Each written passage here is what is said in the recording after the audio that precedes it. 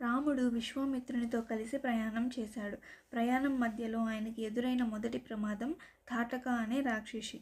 ఆమెకి అడవుల్ని నాశనం చేసే అంత బలం ఉంది. ఆమె చేతుల్లో ప్రజలు, తపస్సులు అందరూ హింసలు అనుభవిస్తున్నారు. రాముడు ఈ విషయాలన్నీ వింటాడు. ఎంతైనా ఒక స్త్రీని సంహరించడం తప్పు అని భావిస్తాడు.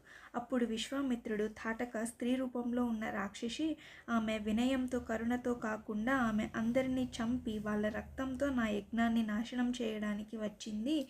ఇప్పుడు నువ్వే నా సైన్యం, ధర్మాన్ని రక్షించే దేవుడివి అని అంటాడు.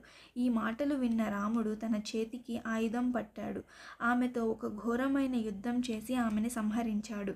రాక్షసుని వధించడంతో యజ్ఞంకి రక్షణ కలిగింది, వనంలో శాంతి కలిగింది. ఈ విజయం చిన్నది కాదు. ఈ యుద్ధం రాముడి యాత్రలో ఒక మొదటి అడుగు. అధర్మం ఎదురైన ప్రతి క్షణంలో దయ కంటే ముఖ్యం ధర్మాన్ని కాపాడటం.